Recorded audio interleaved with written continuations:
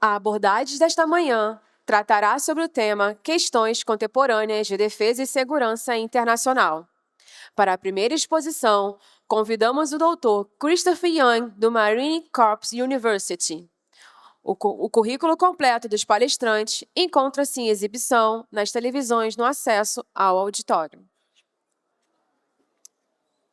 Admiral Leahy, organizers from Training and Doctrine Development Command, and King's College London, as well as distinguished speakers, lecturers, academics, and guests. It's my distinct pleasure to speak with you about the subject.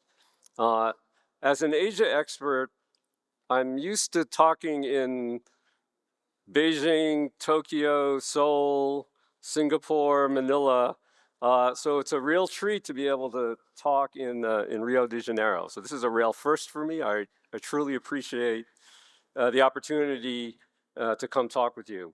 For our English guests, I'd like to start off with a quote from Winston Churchill, who sort of, his quote about it's better to jaw or talk than war. And I think the international symposium that you're convening is a perfect example and an illustration of that spirit. So I'm very happy to come discuss international issues with you all and to open up on some issues from the American point of view. I am the Dean of the Marine Corps War College. That means that I'm the senior civilian academic for the Marine Corps' top-level school within the United States. I answer to the Joint Staff and the Office of Secretary of War, so I have to interact with these issues. And then I have to take the policy that's being made, and then I have to convert that along with the military staff of what to educate our students. So part of my discussion is going to be talking about the international environment that Admiral Correa and General Commandant Chagas talked about, as well as Dr. Carvalho talked about. And then to talk about the perception within the United States, and then how that is turned into our professional military education institution. So that's what I'm hoping to talk about. A number of years ago, I was on a strategic dialogue with the Department of Defense over in Beijing, and the Chinese were focused on this issue of a rising power about to overtake an established power. It's the so-called Thucydides trap that is made famous by Graham Allison, one of our scholars. This was an issue that we talked about 12 years ago, and it was raised again by President Xi in his summit with President Trump. So it is clear that the Chinese are absolutely focused on the transition in the international system. That is a transition between an international order erected by the United States, enforced and cooperated between the United States and its allied partners, and an emerging international order led by China and a number of other countries. That is the perception in Beijing, and I would say over the last close to 2 decades, that has been the perception within the United States. That is, we are heavily weighted in a strategic competition. So that is sort of the mindset that you have from the United States point of view. And all of the factors that Admiral Correa was talking about, a greater contested international relations, greater a changing character of war, the rapid change of technology, the contested littorals, contested space, contested cyber. That's the environment that the United States has sort of been swimming in and trying to figure out how to manage and what to do about it, and what strategies need to be formulated in order to impose order on a clearly chaotic situation. So I take Dr. Carvalho's point about a surrealistic politics. That's a very clever phrase. What I would say is that the United States, and I'm not going to speak for the president, but I'm going to speak for the policymakers who are down maybe a level or two, some of whom I know, some of whom I went to school with, some of whom I've worked with, who are trying to impose some degree of order on this increasingly chaotic world. And what I would say is that if I were to characterize the US policy, it would be a flexible, realist policy.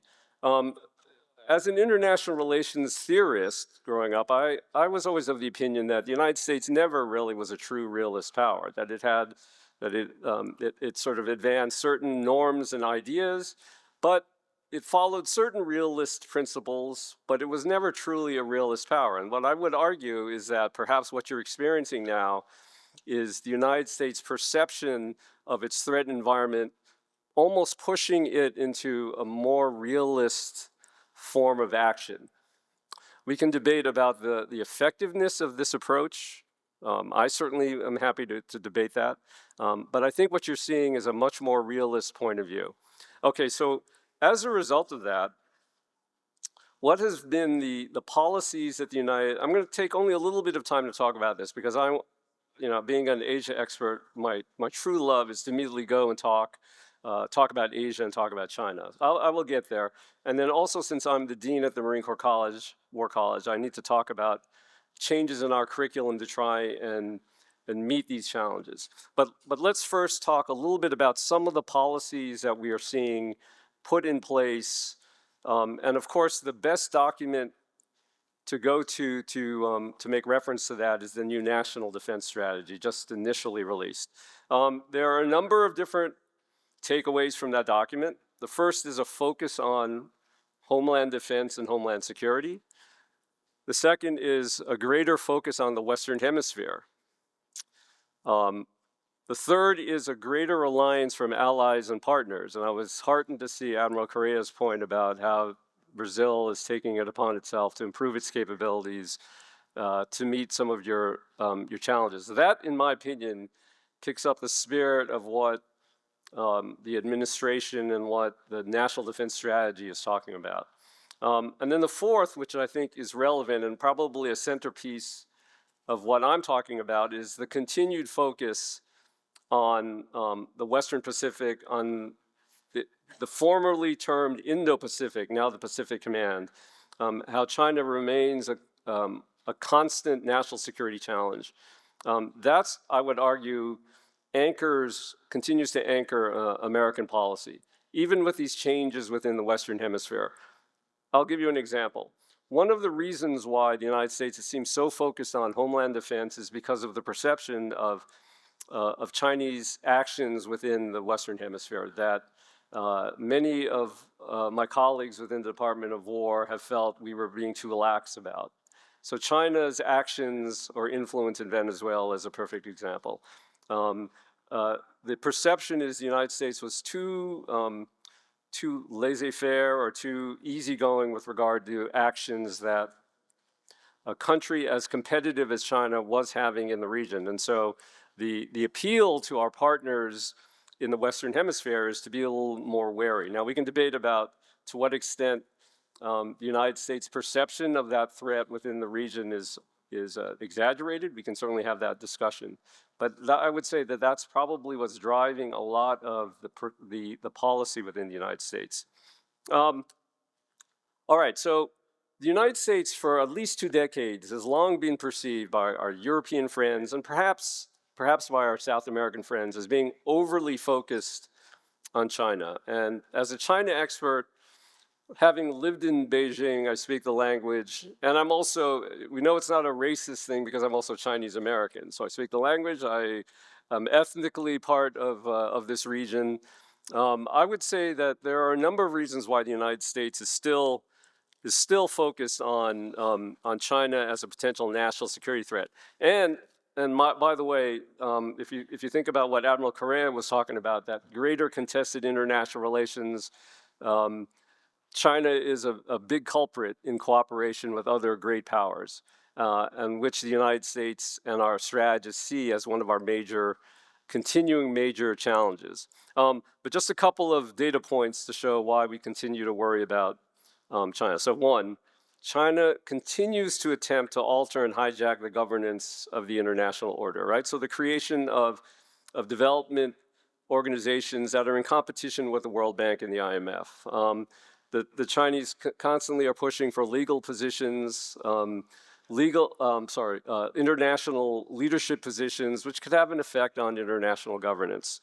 The Chinese, although they talk about respecting sovereignty, we have plenty of evidence that the Chinese are interfering in the internal affairs of other countries. The Australians are perhaps the loudest complainers of that effort. And even within the United States, you see some degree of internal influence, not only in our politics, but the existence of Ministry of Public Security individuals operating within the United States. Long-term Chinese economic competition also can have a corrosive effect on the prosperity of many nations. So there are a number of reasons why the United States continues to be worried about the People's Republic of China. Now, here's perhaps the greatest worry from a Department of War perspective.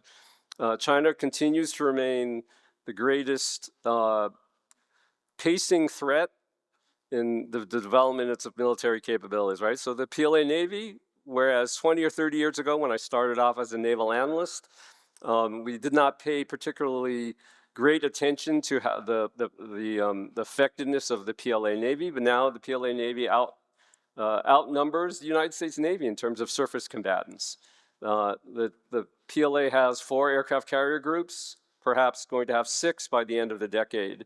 Now, since the PLA focuses on the Asia Pacific for now, that means it's going to outnumber or perhaps serve as a counterweight to the U.S. naval presence in the Western Pacific.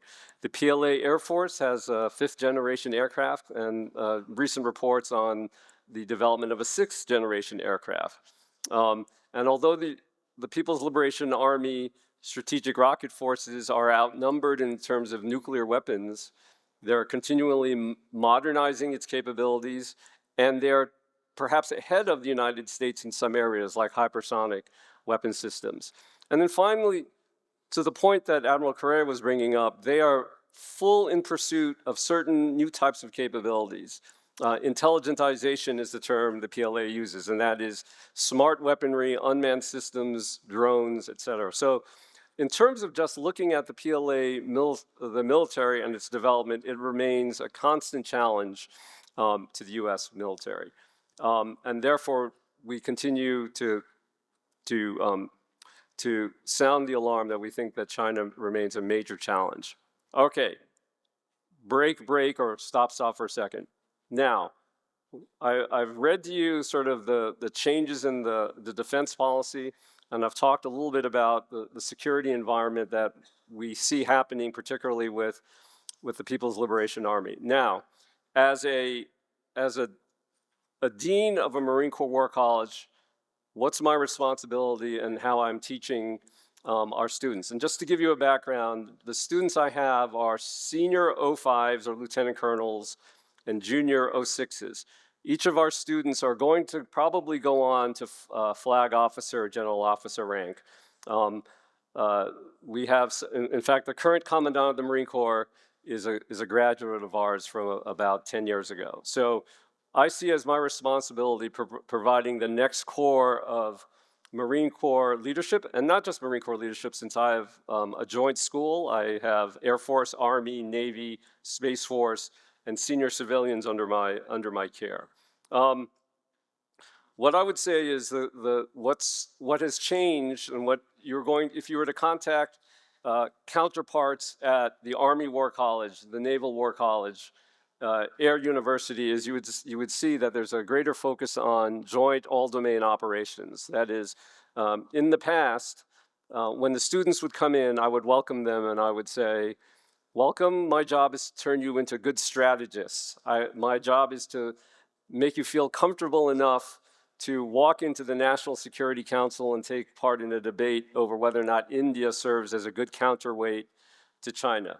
That is no longer going to be my focus given the changing security environment that we are undergoing. What I'd like to say is I am trying to educate and build an Eisenhower who's not Supreme Allied Commander Europe. For those of you who know your World War II history, General Eisenhower was the Supreme Commander of European forces, which had a lot of strategic and political and alliance management responsibilities. I would say that that has been the general focus of professional military education for the last 20 to 30 years, building an Eisenhower to think strategically, to go in and manage interagency operations, to understand the advice you give at the highest levels.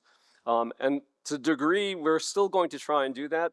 But right now, what I'm not trying to build is an Eisenhower who's Supreme Allied Commander, but I'm trying to build an Eisenhower who's a Brigadier General going to work for General Marshall at the beginning of the Second World War. General Marshall, at the beginning of the Second World War, Japan had just attacked Pearl Harbor, and the United States was plunged into a world war. And Brigadier General Eisenhower at the Pentagon was tasked by General Marshall, figure out how we're going to win this war. What are the technologies, the doctrine, the capabilities? What are our relationships with allies that we need to work out in order to successfully win this war? And so what I would argue is the shift in emphasis within the joint professional military education realm is on producing a Brigadier General Eisenhower and not a Supreme Allied Commander Eisenhower. What else are we going to focus on? So the focus is, when we focus on joint all-domain operations, the focus is going to be to prepare my students to graduate and then to immediately go to a joint task force and be prepared for the types of conflict that Admiral Correa was talking about, but on a large scale. That is, what we expect is if we are going to be in a conflict with the PLA, it is going to be it's going to involve multiple domains. It's going to involve highly destructive capabilities. It's going to involve a peer competitor that we have not had to face going all the way back to World War II. That is, even the Soviet Union lacked the capabilities that we will be facing. And so my responsibility is to prepare our students to go in and be able to manage that level of conflict. At the same time, I'm not, as the English term goes, I'm not throwing out the baby with the bathwater. That is, I'm not going to throw out the good with the bad. And by that, I mean, I have to still have our students think strategically and be able to formulate a good military strategy in support of our commanders and our national security leadership. The proof is in the pudding. 3 of our students got pulled to go support Middle East operations for Operation Epic Fury. They immediately got thrown in, and some went to Israel, one went to Saudi Arabia, one went to United Arab Emirates, and they were thrown in situations where they were totally unprepared, and the Israeli government, the Saudi government, and the United Arab Emirates government said, all right, help us plan. And all of those students could do was pull from the curriculum that we had taught them for the last 10 months. So that was a demonstration of the effectiveness of the curriculum, but that would show that we produced good strategists, good military strategists. But if I were to vary the scenario in which suddenly there was a conflict, a large-scale conflict with the People's Republic of China, I had to put several of those students in a joint task force ready to fight in the Asia Pacific. It's not clear to me that those students would not have had a long learning curve. And so that's what we're trying to fix at the Marine Corps War College. I would argue that all of the schools, the United States Marine Corps is taking the lead on this effort, with the other professional military education institutions following. So Newport, Carlisle, Newport being the Naval War College, Carlisle being the Army War College, Montgomery, which is Air War College, Air University, are behind us and are going to be changing towards us. I mean, we're being directed by the Joint Staff and by the Office of Secretary of War to move in this direction, and that is the direction we're moving in. So, just to summarize, the new National Defense Strategy, I would argue, is a is a reflection of a new, perhaps hyper-realist point of view. Yes, the greater focus on Western Hemisphere. Yes, the greater focus on homeland defense. The greater reliance on allies and partners, but a continued focus on the Pacific and particularly on deterring China remains a part of our national security and national defense strategy. And subsequently, that has had an effect on the professional military education that we now need to focus on.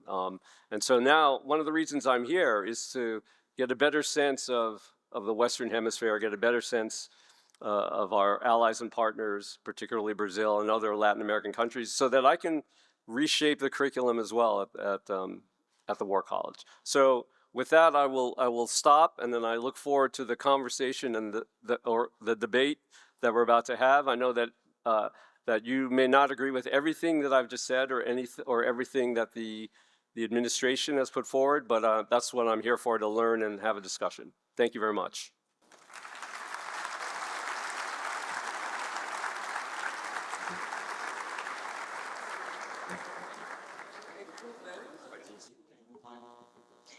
Relembramos que as perguntas deverão ser inscritas previamente por meio do acesso via QR Code ou junto à equipe de controle de debate. Para a segunda exposição desta manhã, ainda versando sobre a temática Questões Contemporâneas de Defesa e Segurança Internacional, convidamos o professor doutor Jorge Ramalho, da Universidade de Brasília.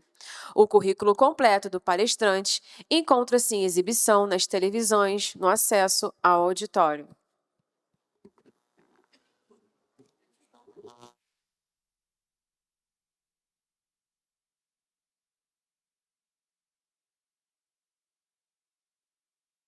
Bom dia a todos.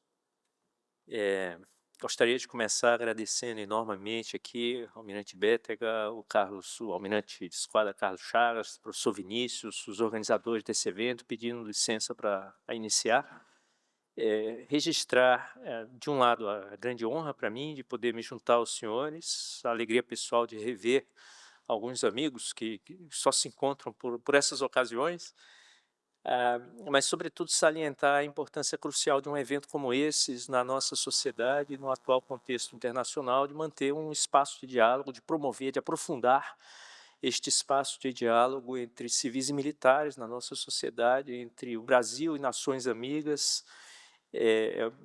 Não só um privilégio poder dialogar com pessoas tão bem informadas, tão instruídas e aprender com elas, mas é assim e é na exposição clara das divergências que nós conseguimos construir confiança mútua. Então, é muito importante esse trabalho, é um trabalho de uma vida do doutor e almirante Carlos Chagas, né? O Chagas é uma das figuras que, antes de se graduar como oficial, se graduou como acadêmico também, na Academia Civil, e defesa é uma questão de civis e militares.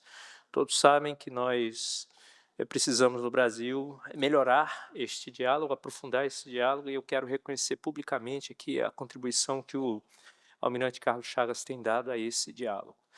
Eu preparei uma apresentação, eu tinha tido a informação inicial de que teria um pouco mais de tempo, então agora vou resumir, ao invés de passar todos os slides, eu vou me ater ao meu argumento, deixar aqui para os senhores se eu conseguir passar, né? Bom, uma agenda é breve, e deixar essa tela, e depois eu vou trazer alguns exemplos que ilustram o argumento principal em respeito ao tempo e ao debate. Basicamente, eu tenho são 3 assertivas importantes, 3 teses, se os senhores quiserem, que estão interligados. A primeira é que nós estamos mudando, nós estamos vivendo um tempo interessantíssimo. Quando caiu o Muro de Berlim, eu me apressei para ir lá recolher uns pedacinhos para guardar de lembrança, porque eu achava que essa seria a única mudança decisiva, profunda, que eu veria na minha vida nas relações internacionais. E hoje a gente vê uma queda de Muro de Berlim praticamente a cada semana ou a cada par de semanas. O mundo está perto de se acabar. É um tempo muito interessante para se estudar relações internacionais e um tempo assustador para tomar decisões no campo das relações internacionais. É uma mudança de época. a ordem liberal que se construiu nos últimos 250 anos, praticamente. Eu estou fazendo 250 anos aqui em homenagem aos Estados Unidos, que encarnam, cuja existência registra este sonho, uma nação que se cria pela primeira vez, uma nação que se cria, que se constitui por um acordo racional, uma nação que se cria e se desenvolve em torno de uma ideia, que é a ideia liberal, essa ideia ocidental de proteger os indivíduos. É uma ideia que chegou ao seu ápice, eu argumentaria, no início deste século, com o conceito da responsabilidade de proteger, que coloca a segurança humana no centro do palco. Esta ordem liberal, que equaliza a segurança nacional, a segurança das comunidades políticas, a segurança do indivíduo, esta ordem está sob ataque, esta ordem está se desfazendo. É uma ordem que trouxe prosperidade aos seres humanos, trouxe dignidade aos indivíduos, trouxe esperança no futuro em que esses indivíduos podem ter os seus direitos reconhecidos, seus direitos fundamentais assegurados e perseguir a felicidade. Esta ordem, em sua dimensão moral e política, inclusive democrática, está sob ataque justamente no país que encarnou e que liderou a sua construção, encarnou os valores e liderou a construção. A origem de existir dos Estados Unidos era proteger os indivíduos dos horrores da guerra. Eu não preciso falar a um auditório de militares quais são os horrores da guerra, e do flagelo da fome. Freedom from fear, freedom from want. Afinal, os Estados Unidos ingressam na Segunda Guerra Mundial, depois da Carta do Atlântico, com este moto: proteger os indivíduos do flagelo da fome e da insegurança. Meu segundo ponto, e aí depois eu vou fechar o argumento, os senhores entenderão. Esta ordem se estrutura nessas 4 dimensões: segurança, produção e comércio, que levou às chamadas cadeias globais de valor, finanças e produção de conhecimento. Aqui, quando se fala de produção de conhecimento, nós chamamos muita atenção, e eu vou frisar isso mais adiante, para o conhecimento técnico e a mudança radical que se observou entre o que foi a Guerra Fria e o ambiente contemporâneo. Na Guerra Fria, as inovações decisivas eram produzidas, estimuladas pelos estados, pelos soberanos, em função da corrida espacial, em função da corrida armamentista, tudo em nome da segurança nacional. Investimentos que não se fariam do ponto de vista do mercado, porque são arriscados e elevados demais para qualquer empresa assumir. Esses investimentos transbordaram para o campo civil e trouxeram a prosperidade que, afinal, por causa do arranjo político-administrativo, levou à vitória dos Estados Unidos na Guerra Fria. Essa dimensão é bem conhecida. A outra dimensão, e essa dimensão mudou radicalmente. Essa dimensão hoje é uma via de 2 mãos. Hoje as empresas fazem investimentos com os seus próprios recursos, visando os seus próprios interesses, que depois são apropriados pelas Forças Armadas em seus esforços de combater e de sustentar combate. Isso mudou na raiz a economia da guerra, a sustentação da economia da guerra, e reclama uma mudança de doutrina, que no Ocidente vai ser mais difícil fazer, um trabalho monumental para o colégio, né, para o Colégio de Fuzileiros Navais dos Estados Unidos, né, cujo diretor acaba de vos falar.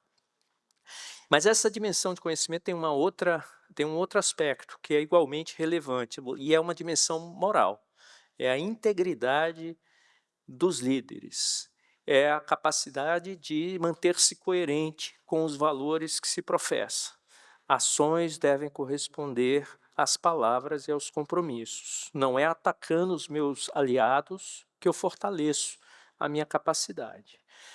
Pois bem, esta ordem também, esta dimensão científica, tecnológica, essa dimensão de produção de conhecimento, além de tudo, transferiu o poder dos soberanos para os súditos, dos estados nacionais para os indivíduos que se organizam privadamente. Então, eu diria que entre essas 4 estruturas que organizam essa ordem global, 2 sobressaem: a financeira, por causa da desconexão entre a economia real e a economia financeira, e a possibilidade de catalisar crises econômicas, e a disputa de poder que se gera entre empresas privadas, grandes empresas privadas e os estados. Houve uma transferência de poder em favor dos grupos privados organizados, sejam eles legais, sejam eles criminosos.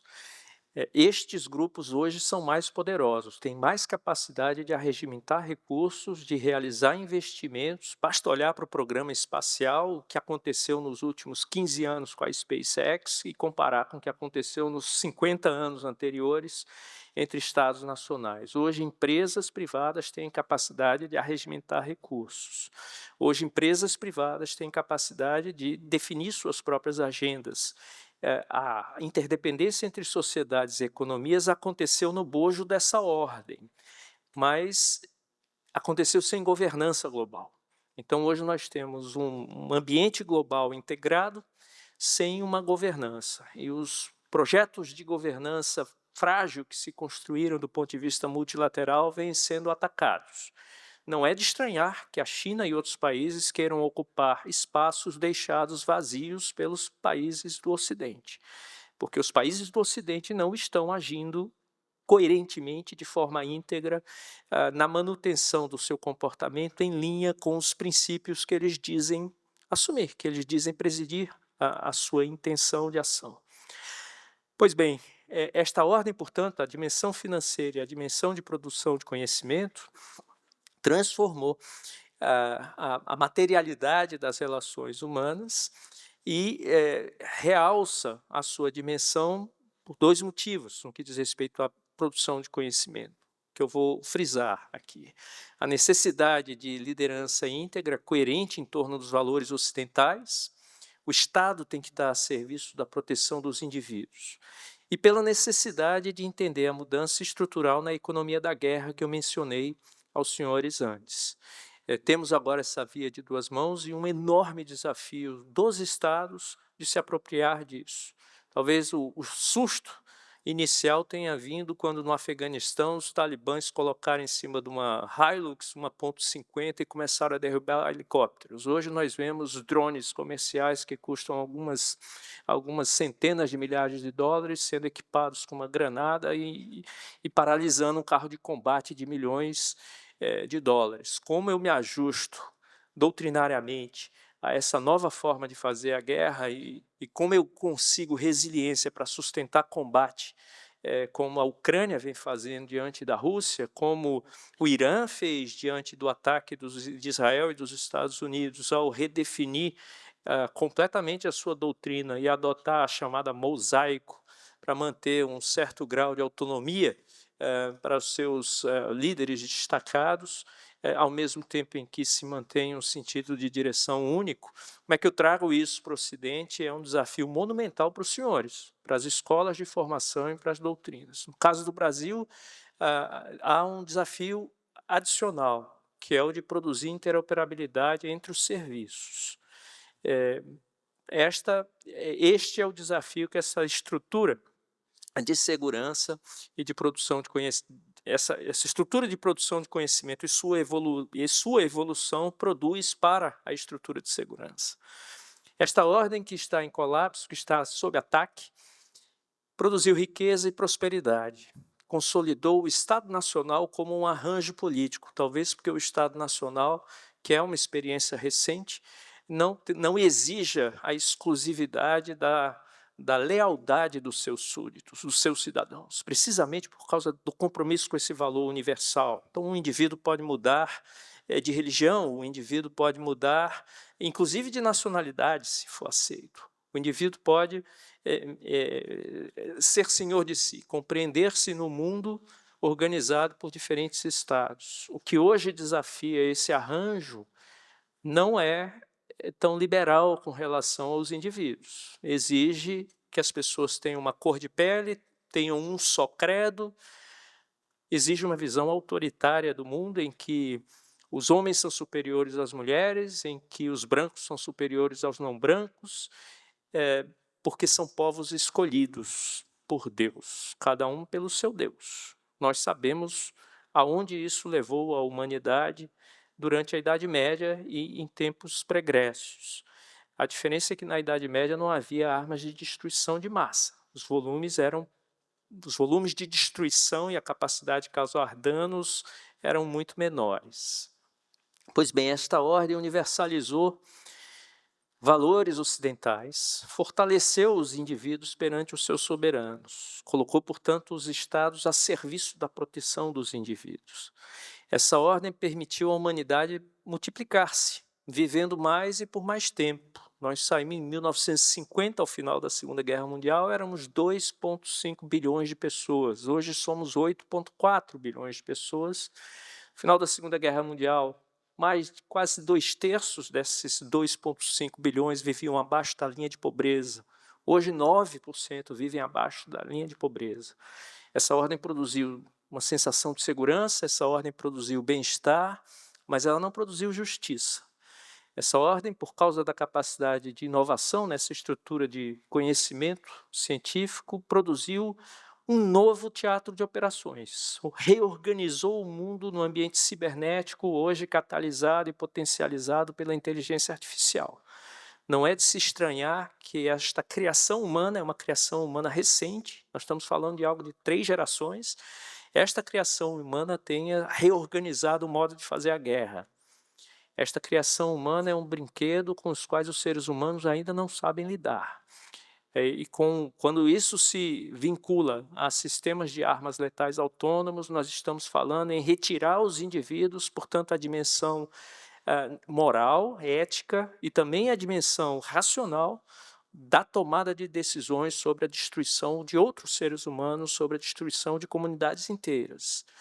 Isto é brincar de ser Deus, isto é muito sério. Há uma dimensão ética profundamente complicada, complexa nesse processo que precisa ser enfrentada. Esta ordem propõe uma ideia de comunidade global. Habermas, que morreu faz pouco, falava da necessidade de se criar um espaço público global onde, pelo diálogo, se pudesse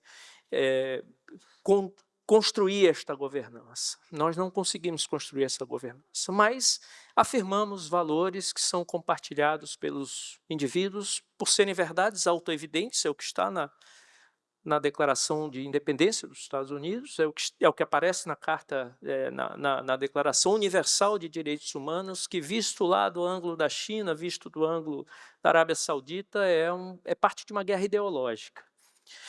Pois bem, estes valores aí estão propostos. Mas essa ordem, como eu disse aos senhores, também produziu enormes injustiças que hoje produzem ressentimentos, os quais são instrumentalizados por lideranças populistas interessadas em alcançar o poder a qualquer custo.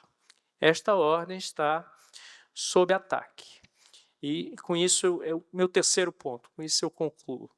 No horizonte, as alternativas que se colocam a esta ordem, a Belt and Road Initiative, à frente, são autoritárias, todas elas. Não é casual que exista hoje um arranjo global de grupos políticos de extrema-direita interessados em estabelecer a sua verdade, uma verdade divina, uma verdade em nome da qual essas pessoas estão dispostas a morrer, uma verdade fundamentalista, pouco importa se você é um cristão fundamentalista que se vê eleito por Deus, ou se você é um islâmico fundamentalista, ou se você é um judeu fundamentalista, você está afirmando a necessidade de a sua comunidade prevalecer sobre outros. Você está afirmando uma ordem autoritária, você está afirmando que a razão de Estado deve prevalecer sobre a razão dos indivíduos, que os interesses coletivos definidos, identificados pelo imperador de plantão, prevalecem sobre os direitos dos cidadãos, portanto, confrontando esta ordem liberal. Nós não sabemos qual é a resiliência desta ordem, quanto tempo ela suportará. Nós temos nos ODS uma agenda política global liberal, que é abraçada até certo ponto por diferentes sociedades, mas não sabemos qual é o grau de legitimidade desta agenda. Não sabemos o que virá em lugar desta ordem liberal que está sendo atacada. Daí a importância de entender o que está em jogo e a importância de diálogos como esses. Mas disse aos senhores, eu tenho aqui uma série de evidências, eu vou passar só 2 slides aqui para poder mostrar para os senhores, 2 ou não, pouco mais, porque dá para passar rapidamente, eu tenho 2 minutos, é isso? Para fechar? 2 minutos. Só para os senhores terem uma noção do que foi esta ordem liberal construída a partir do início do século XIX para cá. Essa é a curva de população.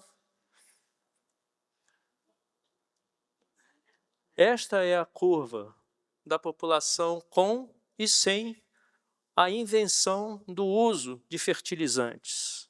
Nós seríamos aquela linha vermelha, se não fosse a Revolução Verde, se não fosse o uso dos fertilizantes. Se quisermos entender o impacto da importância da produção de conhecimento sobre a construção dessa ordem. Esta é a ordem de grandeza do PIB global, o que nós tínhamos desde o início da era cristã até 1500 praticamente, não muda até 1820, muda marginalmente, e de lá para cá é esta curva que os senhores estão vendo.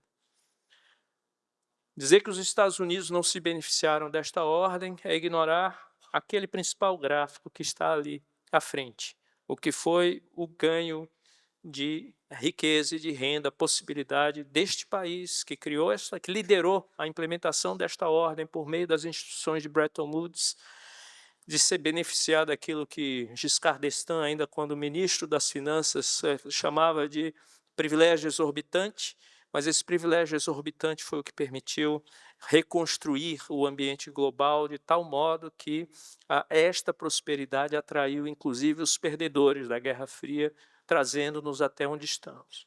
Não vou passar todas as transparências, mas queria que os senhores tivessem um pouco essa noção de processo histórico. Ou nós entendemos, e com isso eu concluo para respeitar o tempo, ou nós entendemos que essas dimensões estão estruturadas e que os valores fundamentais de proteção humana, que está no centro, que informa a construção da ordem contemporânea, estão sob ataque, ou nós assistiremos à multiplicação dos conflitos entre Estados nacionais, cuja própria sobrevivência como arranjo político neste contexto está sob ataque e está vulnerável, como nunca esteve no passado.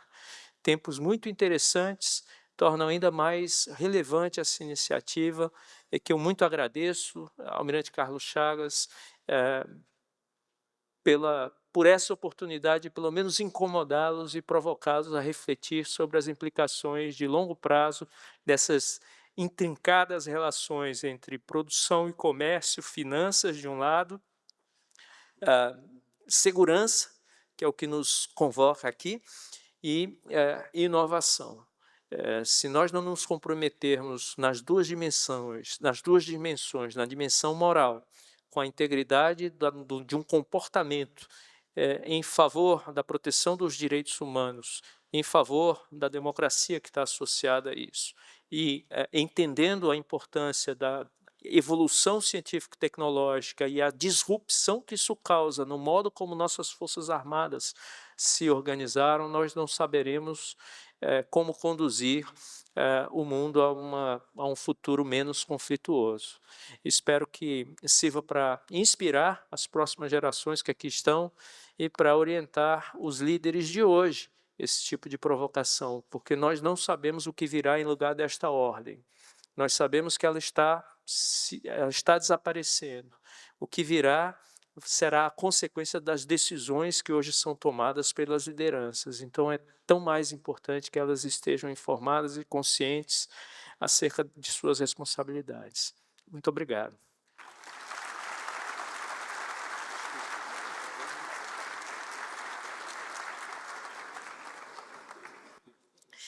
Relembramos que as perguntas deverão ser inscritas previamente por meio do acesso via QR Code ou junto à equipe de controle de debate. Para a última exposição desta manhã, convidamos o Coronel Doutor Aldemar Cuervo, da Escola Superior de Guerra da Colômbia. O currículo completo do palestrante encontra-se em exibição nas televisões no acesso ao auditório. Buen día, con el permiso, señor almirante, mi general. eh, Vamos a presentar una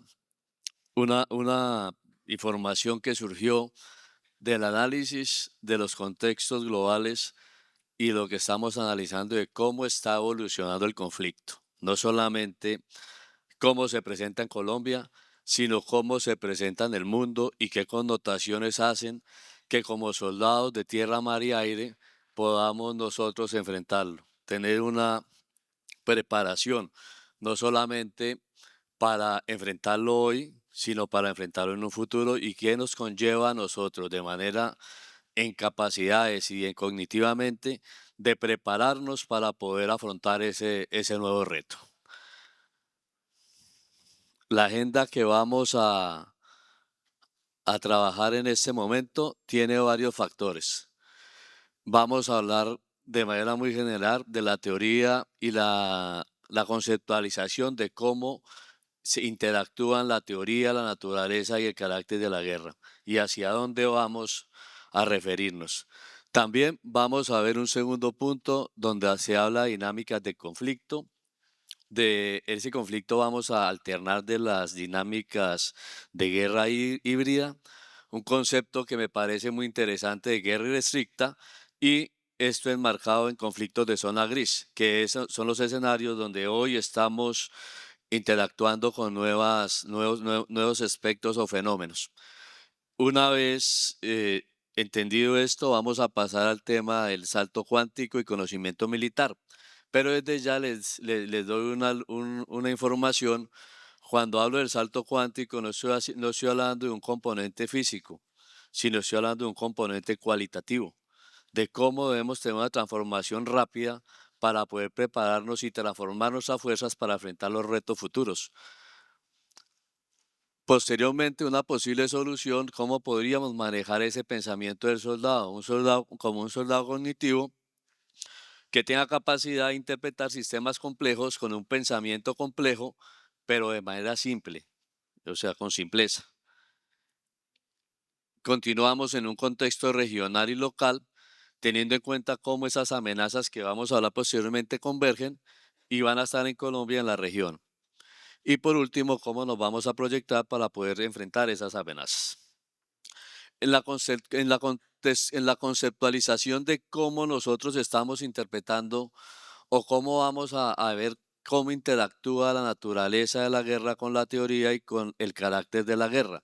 Desde ya quiero decir que de acuerdo al análisis que ustedes están observando en la pantalla y que pues no quiero leerlo, sino quiero interpretarlo, la naturaleza de la guerra se mantiene constante en la evolución del tiempo.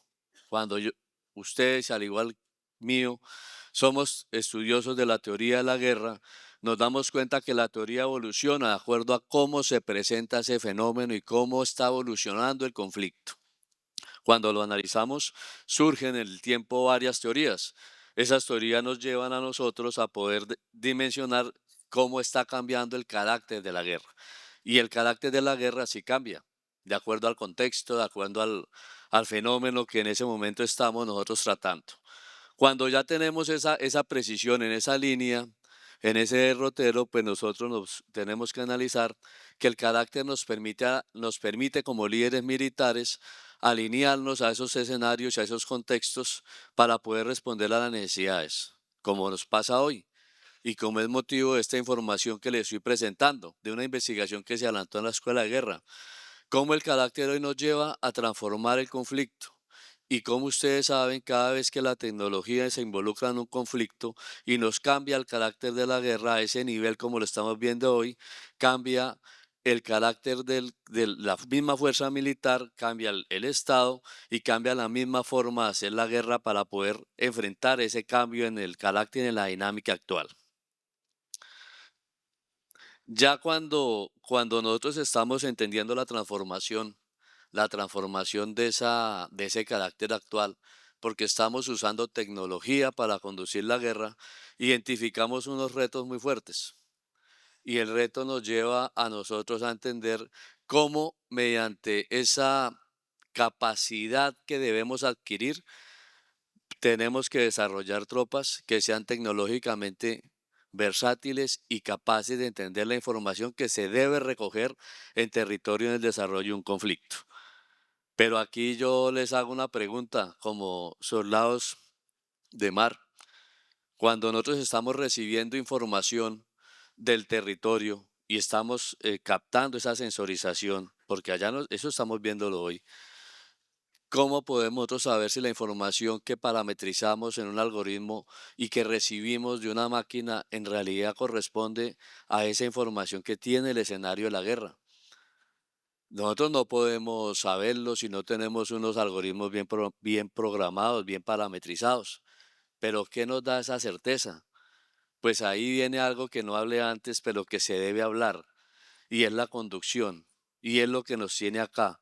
Ustedes en los niveles de mando que tienen, de señor almirante, señor general, de señor coronel, capitán de navío, que tienen que tener esa capacidad para conducir la guerra, pero ya no con el tiempo que teníamos anteriormente para hacerlo, sino con una limitante bastante fuerte que nos tiene que llevar a tomar decisiones en un espacio donde la velocidad de la información es hiper y esa velocidad nos está llevando a cometer decisiones o a tomar decisiones que no son tan acertadas porque sencillamente resultan atrasadas ante la dinámica misma de la operación y de la información y de las redes. Cuando nosotros entendemos ese contexto, pues nos botamos a un escenario completamente nuevo. Y ese escenario es el que tenemos que analizar acá y en el que tenemos que prepararnos. ¿Por qué? Porque el escenario nos exige líderes, generales, almirantes con capacidad de toma de decisión y de conducción de guerra, pero que esa capacidad sea parta del análisis de la información y de la data. Si yo, no es una cuestión de dar todo el recurso y de invertirle recurso a la fuerza, es cambiar el pensamiento a ese soldado, que pueda percibir cómo puede conducir la guerra con tecnología sin dejar de lado el arte, porque el arte es la experiencia que nos caracteriza. Hace unos años mirábamos nosotros un planeamiento lineal con una perspectiva correlacional que nos llevaba a seguir una secuencia de planeación, 1, 2, 3, 4. El procedimiento militar para toma de decisiones nos llevaba a eso y funcionó, porque el mismo contexto daba para que funcionara. El líder militar tenía un control absoluto del campo o del escenario de combate. Tenía un control, porque las variables, si hacía un planeamiento juicioso, las podía predecir, las podía seguir, las podía intervenir y podía obtener los resultados que si hacía el proceso como estaba estipulado, podía prevenir ese resultado y podía conjurarlo. Hoy no ocurre eso en el teatro de operaciones y por eso estamos hablando de la naturaleza y el carácter. En el teatro de operaciones debemos desplegar una nueva capacidad y esa nueva capacidad que debemos desplegar en ese militar es que pueda concebir de manera rápida la información que está recogiendo el teatro de operaciones y pueda conducir sus tropas al éxito con esa información, teniendo en cuenta que puede ser distorsionada, teniendo en cuenta que puede ser manipulada por guerra informacional y que le puede generar duda a la legitimidad de él como comandante para tomar decisiones y a la información que está recibiendo en territorio. Eso estamos viendo, eso estamos nosotros percibiendo en otros escenarios. Cuando tomamos decisiones y tenemos esa incapacidad, ¿por qué? Generada por las operaciones de información que nos dañan la legitimidad. Y al dañar la legitimidad cuestionan a comandantes que están siendo efectivos. Y al ser efectivos los hacen cambiar. Y los hacen cambiar, ¿por qué? Porque es otro tipo de guerra que cambió. Y al cambiar ese tipo de fenómeno, pues nosotros tenemos que prepararnos, pero ya no a 20, 30 años, tenemos que prepararnos a 2 años, 1 año, para poder tener esa capacidad de respuesta y tomar decisiones legítimas y ser conducentes y sobre todo efectivos, porque prima la efectividad. En la presentación que tenemos, estamos identificando la naturaleza como la competencia política, lo dije hace un momento. Nosotros no estamos cambiando la condición propia de la naturaleza. Son las razones políticas por las cuales se conduce un conflicto y se mantiene en el tiempo. El carácter sí cambia, porque ha cambiado desde el mismo momento, desde Westfalia, cambió desde la guerra industrial y cambia hoy. Y esos cambios nos llevan a llamarlo de alguna manera. Estamos indagando cómo llamarlo, pero ha cambiado tan rápido que no hemos podido determinar un nombre para poderlo identificar. Pero sí nos permite tomar algunas medidas que podemos presentar para ir avanzando en el camino. Cuando estamos hablando de un contexto que se está desarrollando con convergencia tecnológica, nosotros tenemos unos aspectos que funcionan. Todos hablan de guerra híbrida y funciona. La guerra híbrida, con la definición que ustedes están leyendo en la parte, hay muchas definiciones, pero es una que yo tomé que se asemeja a la presentación, donde es una integración sistémica de medios convencionales, e irregulares, informacionales y tecnológicos, que nos permiten obtener algo, y ese algo lo obtenemos en los diferentes dominios.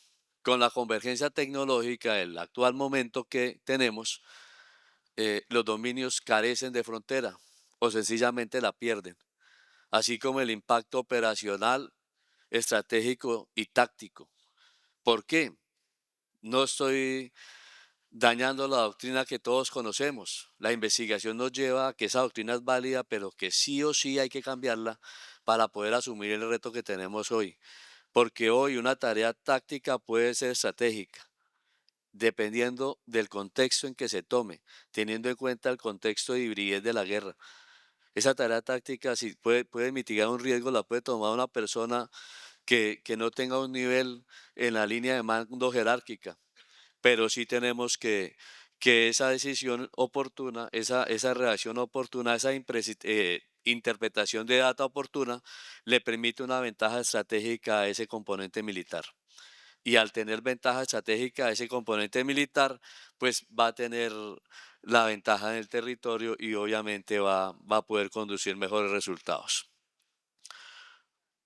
En los dominios de la guerra, ustedes conocen que hay dominios físicos y dominios no físicos, pero la complejidad hoy es que esa interacción es simultánea.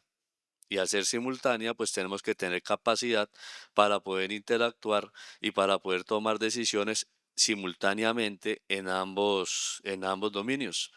Y los dominios que todos conocemos, tierra, mar, aire y los que siguen, pues esos dominios están perdiendo su frontera precisamente por el uso de la tecnología y su convergencia a las diferentes operaciones militares.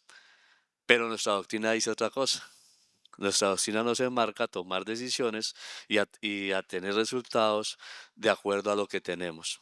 Y yo les digo algo como soldado, en mi caso de tierra y de aire, el tema de que somos lentos para tomar decisiones, yo no estoy tan de acuerdo con eso, para actualizar nuestra doctrina. ¿Por qué? Porque nosotros estamos regulados. Y ese marco normativo hace que nuestros cambios, nuestros manuales sean, por equiparar algo con algún estudio, similares a una tesis doctoral, donde intercambian muchos factores para poder cambiar la doctrina. Lo que tenemos es que buscar la forma de cómo nos transformamos rápidamente. Ya les vamos a presentar una posible alternativa. Ahora en zona gris, donde hablamos de que la persistencia de la coerción y la agresión eh, fue diseñada para alcanzar objetivos estratégicos, y lo leo, pues pueden convertirse en un instrumento de conflicto. Es la expansión de la confrontación hacia ámbitos económicos, es del conflicto. Cuando yo estoy hablando de esa zona gris, estoy hablando de una persistencia de coerción, donde influyen muchos valores. Y aquí incluyo lo que es guerra irrestricta. En el fenómeno que analizamos inicialmente, que fue Colombia, nos damos cuenta que todo es posible y todo es permitido, que lo que queremos lograr y alcanzar es el objetivo. O sea, el objetivo, cuando yo lo llevo a un escenario con uso de tecnología, tengo que diseñar una estrategia donde mi objetivo sea la sensibilización del territorio, la estabilización, donde no sea, donde los resultados en realidad pierden valor, porque lo que me interesa a mí como líder militar es la estabilidad de territorio. Y la estabilidad de territorio en ocasiones no genera resultados tangibles, sino resultados como percepción, que hoy son manipulados por esa guerra informacional. Entonces, cuando nosotros tenemos en cuenta este escenario, este concepto toma valor como guerra irrestricta porque es un concepto que es muy semejante a guerra híbrida, pero cuando lo analizamos en contextos como los nuestros, los militares, donde interactúan los campos de poder del Estado y otros muchos factores, pues nos estamos dando cuenta que nos están aplicando ese principio, donde nos hacen de todo, ellos obtienen los resultados y nosotros tenemos incapacidad de respuesta. Y esa incapacidad de respuesta se da o data de que no tenemos acceso total a todo el territorio en información. Ahora, en ese contexto de convergencia tecnológica en zona gris, guerra híbrida y guerra irrestricta, en los dominios que ya no van a tener frontera por el uso de la tecnología, viene un aspecto importante que surte la investigación y es para el desplazamiento del centro de gravedad. El desplazamiento del centro de gravedad a quien maneje la información. Líder militar que maneje la información, tenga capacidad de gestión de esa información y pueda conducirla, interpretarla y tomar decisiones rápidas, va a tener ventaja estratégica y va a ganar la guerra. Es simple. Por eso tenemos que abocarnos allá. ¿Cómo logramos esa ventaja estratégica? ¿Cómo nosotros vamos a tener esa capacidad de hacerlo? Con lo que tenemos.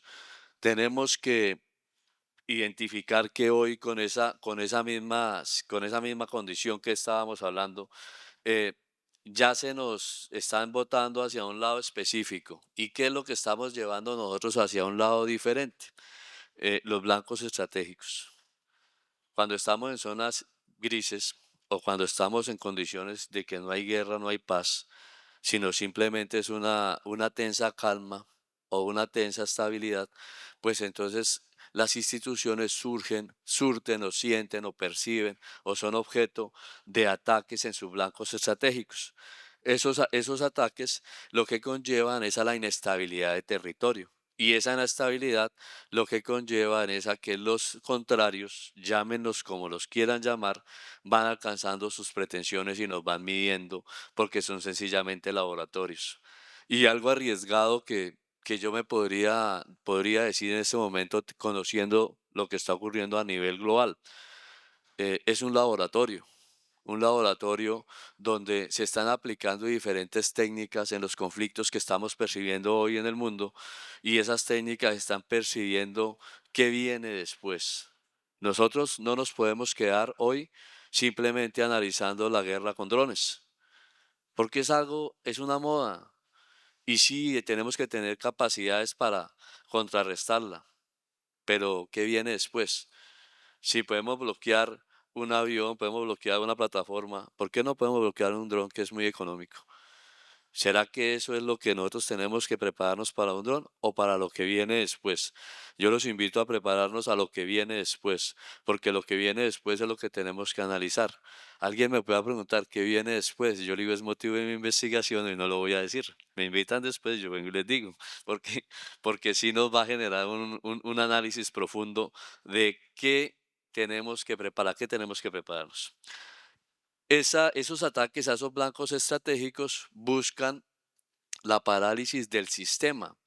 Y aquí algo bien interesante, los países, las naciones, si bien tienen sus fronteras, se ven como sistemas que están siendo agredidos. Y yo sé que esas estadísticas nadie las presenta, doctor Vinicius, usted lo sabe por seguridad nacional, pero esas estadísticas son bien dicientes de que esos sistemas están siendo atacados y tenemos que ver unos macrosistemas que son regionales o hemisféricos y que tenemos que preservarlos. ¿Por qué? Porque están generando parálisis del mundo como lo conocemos hoy.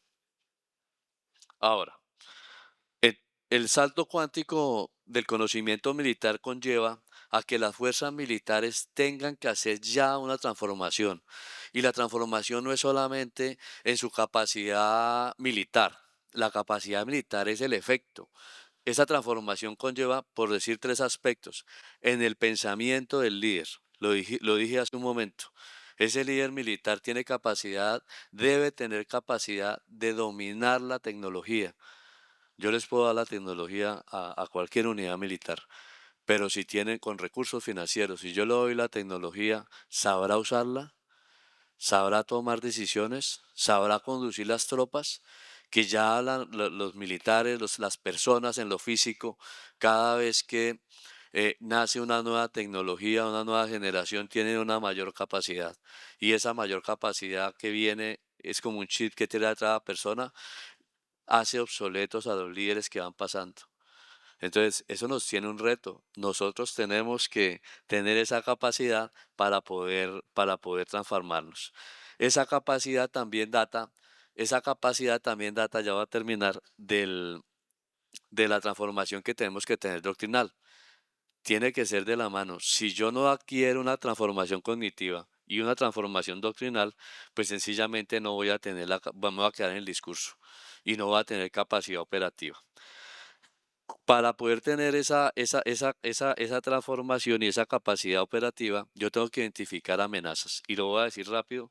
Aquí yo presento unas tipologías de amenazas. Si ustedes revisan, hay amenazas que hoy por sí solas no son amenazas, pero si se correlacionan y se proyectan en futuro, sí van a ser amenazas que están afectando nuestros sistemas y que nos pueden neutralizar. Por eso tenemos que concebir amenazas correlacionales y no simplemente amenazas de manera aislada, porque eso no va a funcionar. Una convergencia que tenemos, y le presento acá para que podamos interpretar ese nuevo escenario, es esa taxonomía, donde nosotros tenemos que manejar la guerra algorítmica, guerra de datos y guerra cognitiva de manera simultánea. Y hay otras más, sino las traje porque me parece que son las más importantes para poder enfrentar este nuevo fenómeno. Cuando nosotros hablamos de esta taxonomía, nos botamos a una irrupción de sistemas. Y no podemos quedarnos en los que ustedes están viendo en las pantallas. Si bien son necesarios para poderlo interpretar, no podemos quedarnos ahí, porque va más allá, y el más allá es la dimensión que tenemos que desarrollar para romper diferentes factores y para poder estabilizar nuestros sistemas. Aquí hablamos de temas cuánticos como óptica y hablamos de temas de cripto para romper, pero también tenemos que identificar otros enemigos que están en esta dimensión que con la tecnología que tenemos, pues no es. Ya a manera de conclusión, yo quiero presentarles, si yo no visualizo a mi enemigo, ¿cómo sé que es una amenaza? Yo tengo que visualizarlo tecnológicamente para determinar que es una amenaza. Y una vez visualizado, conjurarlo. Me toca cambiar mi doctrina y la forma de cómo interpreto los datos, pero en especial me toca tener gobernanza de mi información. Si yo no tengo gobernanza de mi información, no voy a poder conjurar la amenaza. El soldado cognitivo, que es una solución de lo que queremos nosotros presentar, es eso, un pensamiento sistémico, inteligencia ética y gestión de incertidumbre. Por tiempo solo voy a tocar una, y hablo de inteligencia ética. La ética es conveniente al resultado, es conveniente al resultado. La ética conviene al resultado, pero si yo me enmarco en ese contexto, de acuerdo a la normatividad que tengo hoy, estoy fallando, porque soy peligroso. Pero si yo enmarco esto en un escenario de transformación de acuerdo a la realidad que tenemos hoy, me doy cuenta de que no estoy fallando, porque la ética conviene al efecto de mi estrategia. Si yo conjuro esa ética al efecto, va a ser positivo. Obviamente tengo que respetar sobre todo al humano. En Colombia se proyectan, en América Latina se proyectan unos escenarios que son los que ustedes están viendo en un futuro, donde estas amenazas híbridas afectan la estabilidad del territorio de manera regional. Y la propuesta aquí es, de manera regional nosotros debemos afrontarlas y de manera regional debemos conjurarlas. No podemos hacerlo aislados, porque ellos se correlacionan, son interdependientes, son autoemergentes y organizados, son sistemas complejos. Y nosotros como un sistema militar debemos analizarlos y responder de manera compleja, pero con simpleza. En Colombia también tenemos una coerción de estos temas, y esa coerción hace que estos actores irregulares nos generen profunda inestabilidad. Utilizan la tecnología y tienen recursos para hacerlo.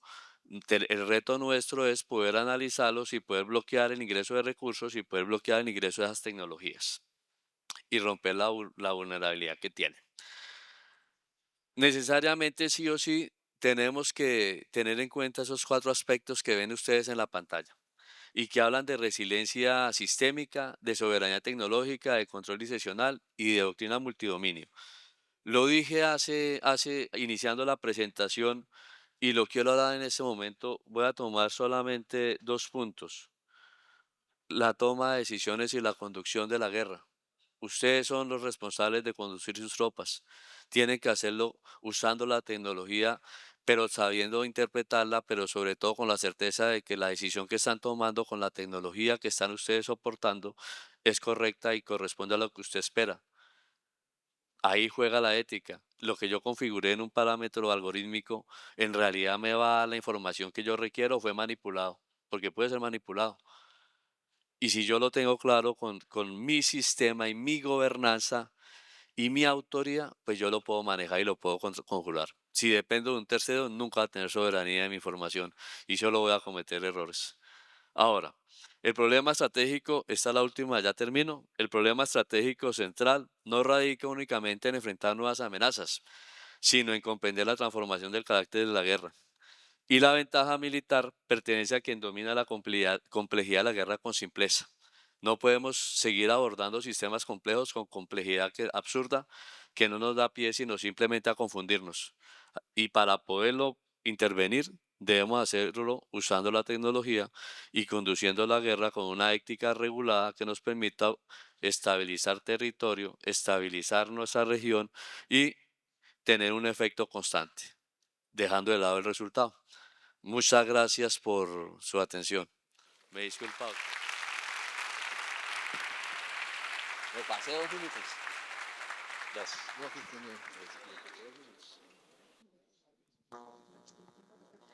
Agradecemos aos palestrantes desta manhã que nos brindaram com suas exposições. Dessa primeira parte do nosso evento. E eu vou encaminhar aqui as perguntas feitas pela plateia, né? E a primeira delas é para o professor Christopher Young, né? A pergunta que foi feita é a seguinte: o senhor deixou bastante claro o porquê da China ser vista pelos Estados Unidos como uma ameaça. Entretanto, pode-se argumentar que o próprio Estados Unidos está questionando a ordem mundial e as instituições de governança global. Assim, por que um país como o Brasil deveria enxergar a China como uma ameaça?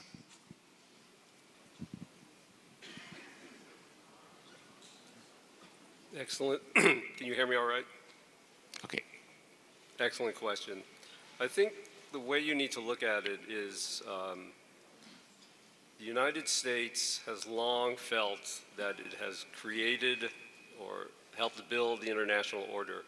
And there is a segment within the country, and this is why you have a president elected. And I have to reflect the fact that the president was elected with several millions of people. So we have a large percentage of our own population who feel this way. And the President of the United States and the Republican Party is a representation of that. And so what I would do is I'm going to respond a little bit to what Jorge had to say in that the United States is an experiment. We have benefited from the experiment of the United States over the last several decades, but the United States, going all the way back 250 years to its founding, was a great experiment. If you sit down and read the Federalist Papers, all of these arguments that you're seeing taking place within the United States took place 250 years ago. How strong of an executive should you have?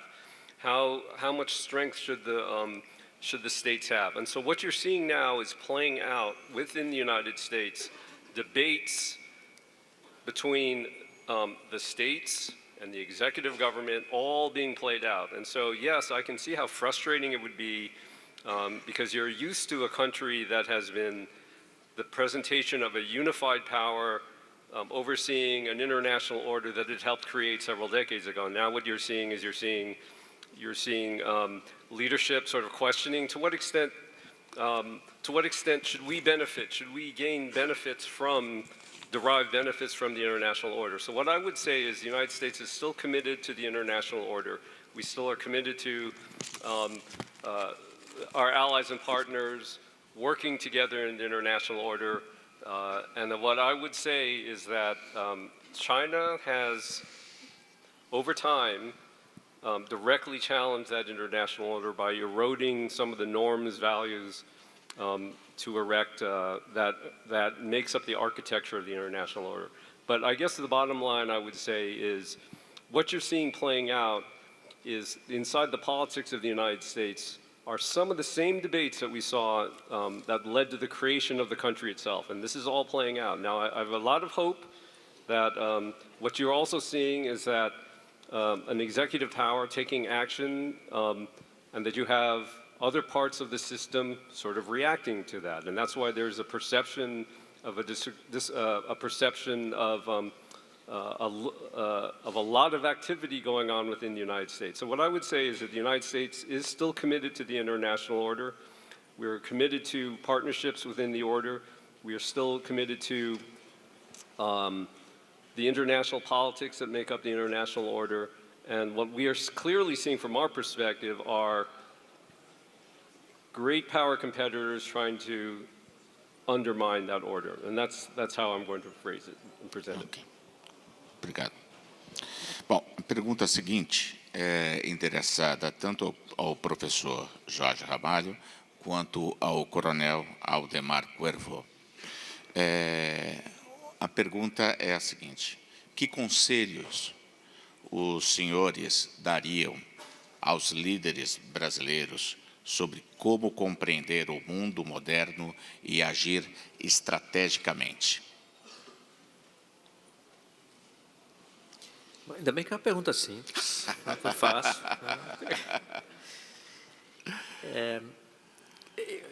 Eu diria que o principal é manter a coerência em relação aos valores, aos princípios que esses líderes têm, afirmam ter, e sua ação. Essa complexidade que está colocada no mundo não vai diminuir. Nenhum dos problemas que nos ameaçam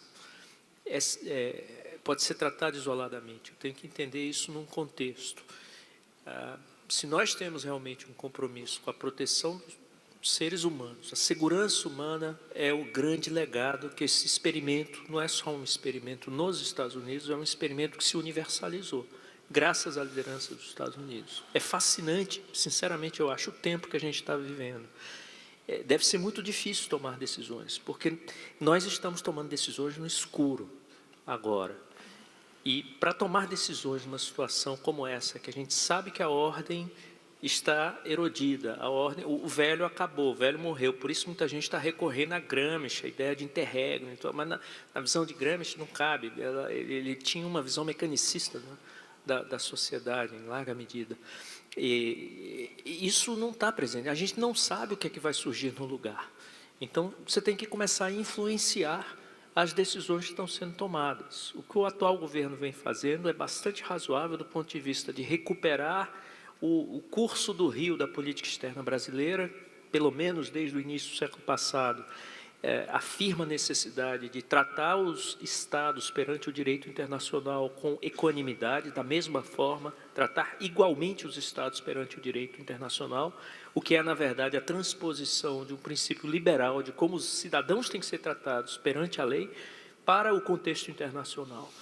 Nós temos essa identidade internacional. Manter essa identidade internacional é chave. Então, a reforma do multilateralismo para contribuir com a construção de uma governança global mais efetiva, precisa tornar essa governança, precisa tornar as instituições mais legítimas, percebidas como mais legítimas, porque as pessoas vão continuar reclamando um certo equilíbrio entre bem-estar, segurança e justiça. Se você não conseguir, pelo menos, transmitir a impressão de que trabalha para reduzir as desigualdades embutidas esta ordem gera desigualdades, ela gera concentração de renda. É preciso dar, pelo menos, um sentido de dignidade a essas pessoas que vão ficar pelo meio do caminho. Se o Estado não se esforçar em demonstrar para a sua população que ele está preocupado, está trabalhando para isso, mesmo que seja difícil construir, ele vai perder legitimidade. Então, essa ideia de justiça, ela está colocada das duas maneiras. Ela é colocada entre estados e ela é colocada na relação entre os soberanos, os governantes e as suas populações. Se eles não trabalharem para reduzir as desigualdades internas, ou pelo menos, mesmo que se mantenham as desigualdades, que se trabalhe para reduzir a pobreza, para dar um mínimo de dignidade para as pessoas que estão percebendo o que está acontecendo, estão conscientes e querem fazer parte deste mundo com mais prosperidade. E se não houver um esforço nessa direção, os ODS, eles embutem, eles incorporam, eles materializam essa agenda. Se é para dar um conselho simples, seria: vamos tentar levar adiante os ODS. Porque aqui você está falando do enfrentamento de vulnerabilidades globais e da redução de desigualdades, de uma maneira que foi negociada e legitimada no Concerto das Nações, no âmbito das Nações Unidas, e que permite a comparação de trajetórias. Eu posso avaliar quanto o Brasil avançou em relação à sua própria trajetória anterior e posso comparar com outros países. Então, você coloca a razão a serviço da construção de conhecimento que produza mais riqueza e menos desigualdade. É esse empenho, esse esforço que tem que ficar presente para as pessoas. Mesmo que o governo fracasse, se ele demonstra que ele está empenhado nisso, eu tenho certeza de que será mais bem avaliado subsequentemente. Então, realmente é um mundo cuja complexidade não vai diminuir. O que nós podemos fazer é afirmar os nossos valores, os nossos princípios. E dizer, olha, o nosso princípio reside na proteção dos cidadãos, e a proteção dos cidadãos implica dar-lhes dignidade. O grande problema que nós enfrentamos é que a ideia do nacionalismo e o Estado Nacional, que, como eu disse aqui, é recente historicamente, por isso que eu acho que é importante dar um passo atrás e conceber as questões contemporâneas de um ponto de vista de processo histórico. O Estado era quem dava esse cemento que permitia às sociedades criar uma certa solidariedade coletiva em favor dos menos favorecidos, em favor das pessoas que ficaram pelo caminho. Essa estrutura hoje está sendo erodida em sua capacidade de atuar. Então, aferrar-se aos valores, aos princípios e ter transparência e honestidade de propósito vai legitimar o Estado. Não está certo que vai funcionar, mas você estará sendo coerente e lidando de acordo com os princípios que diz abraçar.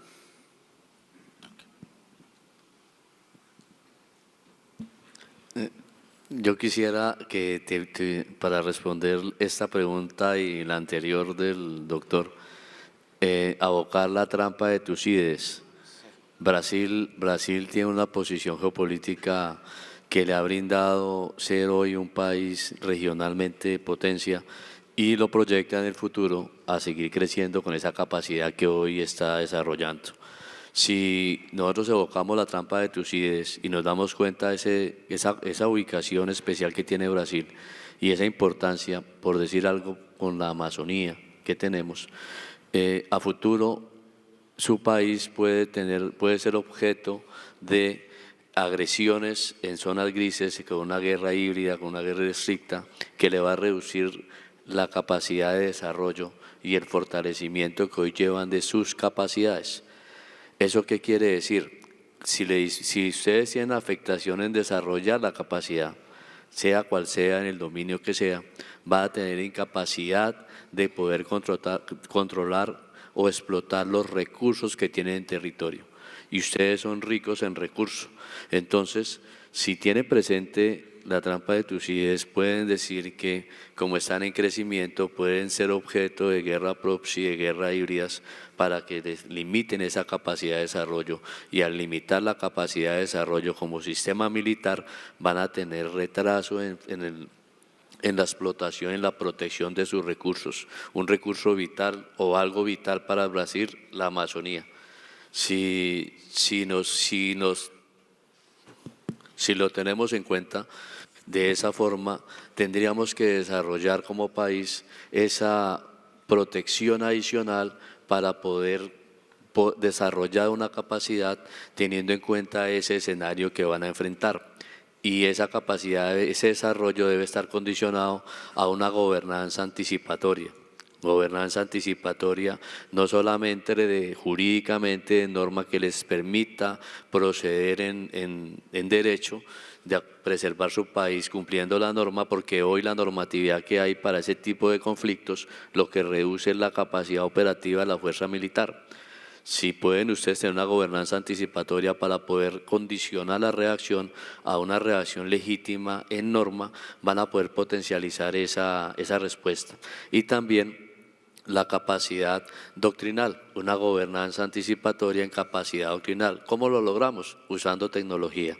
Usando la IA nos permite hoy tener esa gobernanza, manejar escenarios, manejar prospectiva, y esa prospectiva nos permite mitigar esas posibles agresiones de manera muy profesional para poder desarrollar una capacidad.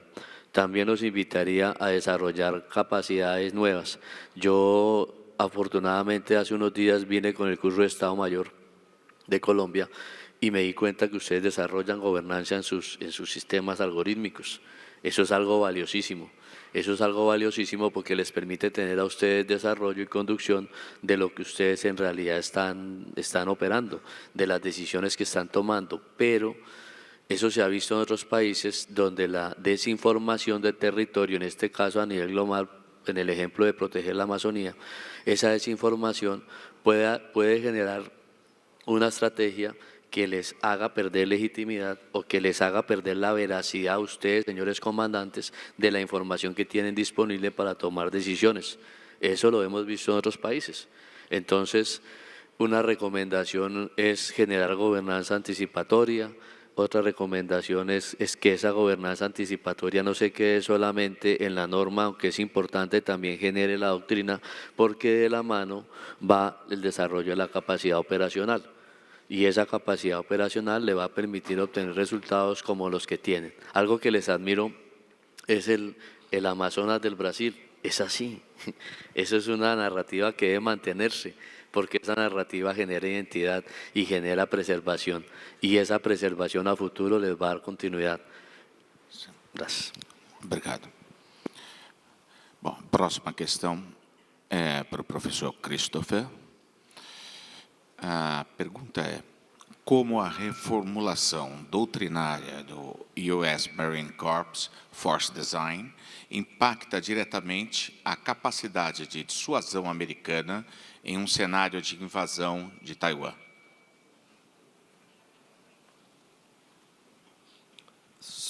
So just to repeat, you're asking about the Marine Corps current force design ideas and how that helps with the, facing or confronting an invasion of Taiwan. Yeah. Okay, great question. When General Berger, the Commandant of the Marine Corps, pushed forward for Force Design 2030 about 7 years ago, actually when Admiral Valentini was arriving as one of my students, and the Commandant came to talk, all right? This was a new idea.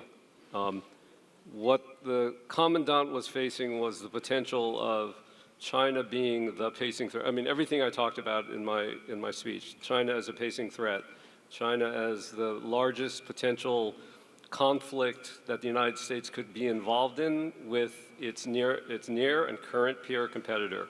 China with its enormous ability, destructive capability. And so the Marine Corps had to make a decision. What you would see in all the debates within the United States Marine Corps going up to that time was, what should the United States Marine Corps be? Should it be a force that is a responsive force? How should the Marine Corps structure itself? And what it had to face was the potential that China was the biggest pacing threat, and that was the signaling we were getting both from both Republican and Democratic administrations. China is the threat. China is the pacing challenge. The United States military has to, in some capacity, be able to respond to this challenge. And General Berger decided to engage in what we now know as Force Design 2030. That was an enormous risk for a Commandant of the Marine Corps to take, because what it involved, it was a new way of developing the force structure of the Marine Corps. It meant disbanding certain parts of the Marine Corps organization. tanks. We got rid of tanks. It meant disbanding your traditional, in some cases, infantry battalions, and then turning them into what we called maritime littoral regiments. It called for placing Marine Corps units scattered across parts of the East Asian littoral and then arming them with new types of capabilities, long-range, land-based missiles that would target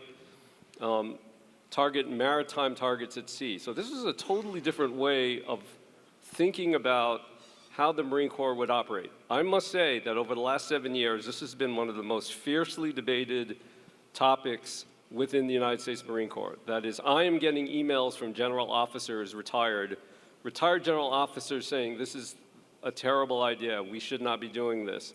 You are disbanding, what you're doing is you're reducing the number of infantry battalions within the United States military. So this was a heavily debated, argued issue. And so it's a pertinent question because what it does is it directly places the Marine Corps within that scenario. So if Taiwan is invaded by the People's Liberation Army, the Marine Corps, prior to General Berger's decision, would have had probably a peripheral role in responding to that conflict.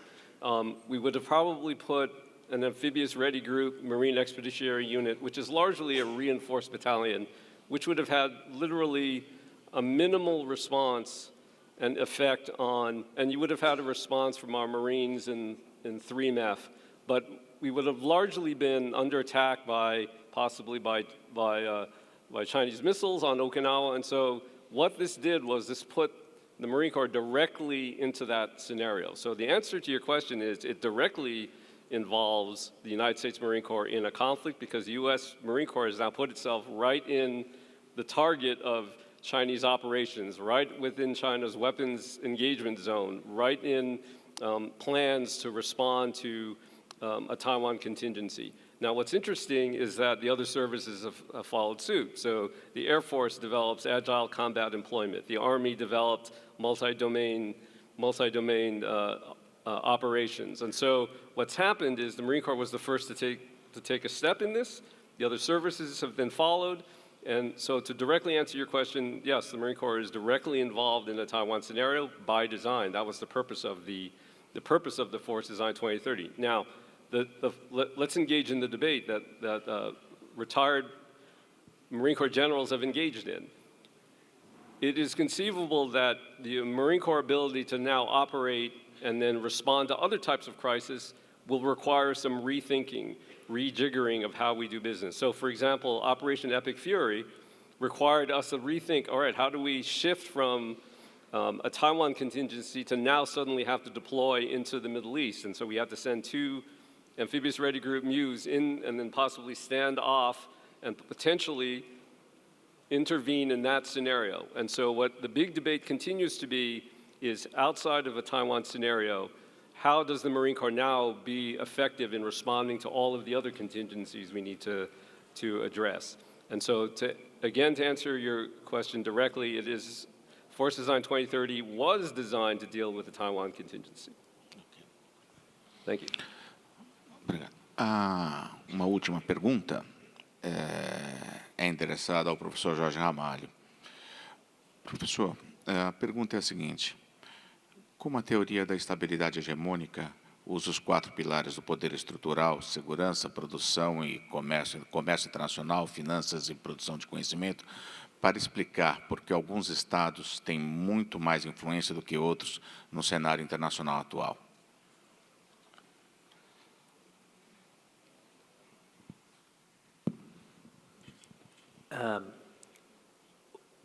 Mais interessante do que a teoria da estabilidade hegemônica, que servia também para tentar legitimar a posição dos Estados Unidos na construção dessa ordem liberal, é imaginar o que veio depois. Você volta lá para os anos 80, a expectativa era que os países abraçariam essa ordem liberal e manteriam as instituições de governança global, porque são óbvios os ganhos disso. Mas essa ordem permitiu uma redistribuição de poder entre os estados também, como nós estamos vendo. Hoje não há nenhum ator hegemônico disposto a financiar os bens, os bens coletivos, né, os custos dos bens coletivos que permitiram criar. Há um novo declínio da diplomacia, pode-se dizer assim? Há um novo desafio? Declínio. Não, eu acho que a diplomacia nunca foi tão necessária. A diplomacia ela é o instrumento de que dispõe o Estado para conversar com seus inimigos. A diplomacia, e no caso brasileiro, a minha crítica ao Itamaraty permanece, sempre foi essa. O Itamaraty nunca procurou justificar a sua ação em torno de valores, associando aos interesses brasileiros. A um país como o Brasil, a qualquer potência média, interessa ter uma ordem mais governada por regras e normas e instituições do que pela força. O que a teoria da estabilidade hegemônica que foi trazida aqui diz esta ordem se constrói, o ator hegemônico financia os custos dos bens coletivos, dela se beneficia, e quando ele desistir de pagar por esses custos, que é o que aparentemente o presidente Trump diz com toda crueza hoje em dia, né? Nós não estamos mais dispostos, Europa, a pagar pela sua segurança, então cabe a você pagar pela segurança. Pois bem, a Europa precisa responder diplomaticamente. A Europa em si é um exemplo mais fascinante de que é possível construir, pelo diálogo, pela diplomacia, pelo multilateralismo, um arranjo supranacional que dê alguma governança a essa ordem que se tornou interdependente. E esta ordem, agora, por força dessa pressão para investimentos em defesa, está ameaçada. O que os europeus, aquilo com que os europeus precisam se preocupar são as disparidades dos investimentos. Se eu pego 5%, a OTAN estabelece lá um compromisso, a gente sabe que há contabilidade criativa nisso, mas a OTAN diz, não, 5% vai para a defesa. 5% do PIB da Alemanha são 2,5 vezes o PIB da Estônia. Coloque isso 10 anos para entender a desproporção. Aí as pessoas dizem, não, olha, a Polônia pediu para a Alemanha colocar tropas no seu território para garantir a sua defesa frente a uma ameaça comum, a Rússia. Bom, todo mundo se lembra o que aconteceu da última vez que a Polônia teve tropas alemãs no seu território. Aí você conversa com os poloneses, conversa com os alemães, eles têm visões diferentes sobre isso. Mas os alemães dizem, não, é outro contexto, há uma colaboração. E, de novo, a União Europeia é o exemplo de que é possível construir pela diplomacia. Ninguém, se há 80 anos alguém dissesse que a Alemanha e França teriam o nível de confiança que tem hoje, essa pessoa seria considerada lunática, idealista, ingênua, qualquer outra coisa. Entretanto, isso se construiu. Como se construiu, também pode se desconstruir, pode se desfazer. Talvez a resposta simples à pergunta anterior fosse essa. Eu preciso entender que a paz e a diplomacia, e é pela diplomacia que eu construo a paz, ela requer um investimento também. Se eu quero a paz, eu tenho que me preparar para a guerra, mas eu tenho que me preparar também para a paz.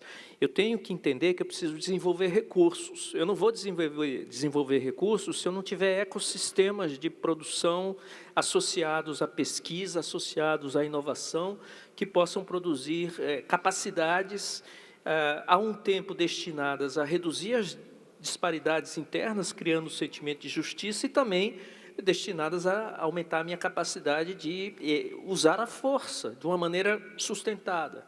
Então, a estabilidade hegemônica não vai explicar, nós não teremos um hegemon e nós não teremos uma guerra fria nos próximos anos. Tentar comparar o que foi a Guerra Fria com a atual disparidade, a atual relação entre Estados Unidos e China, só serve pelas diferenças entre o que foi a relação entre Estados Unidos e União Soviética e o que é hoje a relação entre Estados Unidos e China. É só lembrar que eles estão, o primeiro governo Trump deslancha uma guerra comercial contra a China, falando do disentanglement, né? Temos que desentranhar essas economias. Você vai para os números, menos de 2% de dissociação. Quer dizer, a humanidade levou 70, 80 anos construindo essa interdependência. Ela não se desfará em 2 anos, em 4, em 10, como o Brexit nos mostra. Então, nunca foi tão importante a diplomacia, mas falta liderança. É preciso olhar para o futuro e esse espaço em favor dos valores que nos são caros precisa ser ocupado, porque os Estados Unidos hoje se recusam, na verdade, atacam esta ideia, este experimento, professor Christopher colocou tão bem aqui. É isso, é um experimento que interessa ao mundo, interessa principalmente aos cidadãos ocidentais, que se criaram e que têm a sua identidade associada a esses valores. Do ponto de vista de comunidades que tradicionalmente valorizam o coletivo em detrimento do individual e que estão dispostas a gastar homens em guerras, como nós vimos na Segunda Guerra Mundial, como nós vimos na Grande Fome da China, do ponto de vista dessas sociedades, não há um problema com a ordem liberal. A ordem liberal é o problema. Então, a grande preocupação que nós temos que ter no plano interno é com o desmonte desse arranjo liberal que com maior ou menor intensidade se construiu nas sociedades ocidentais. Do ponto de vista do cenário global, o que assusta é a falta de espaços de interlocução.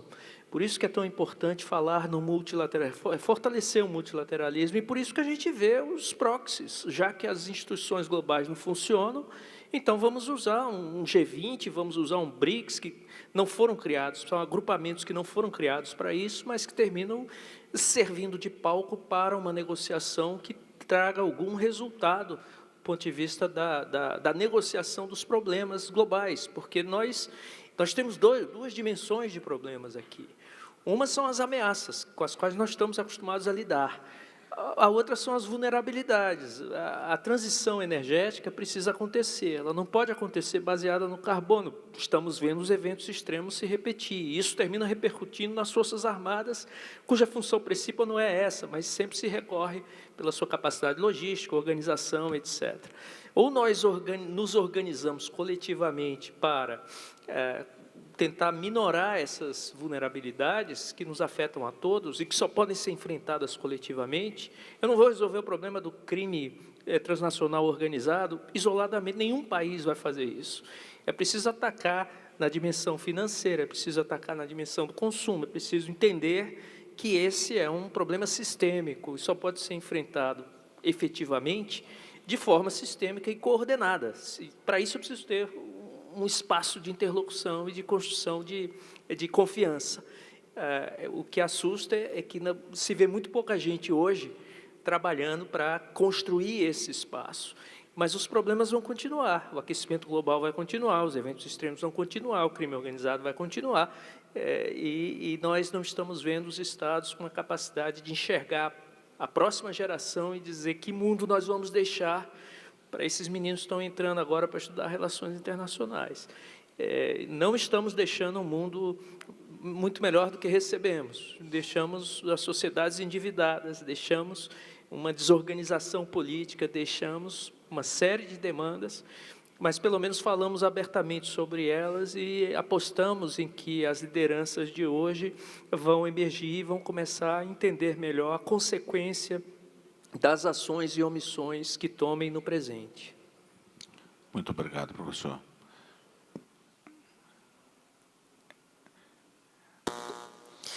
Convidamos o comandante da Força de Fuzileiros da Esquadra, vice-almirante fuzileiro naval, Pedro Luiz Gueiros Teloá, para realizar a entrega do certificado de participação do evento aos palestrantes desta manhã.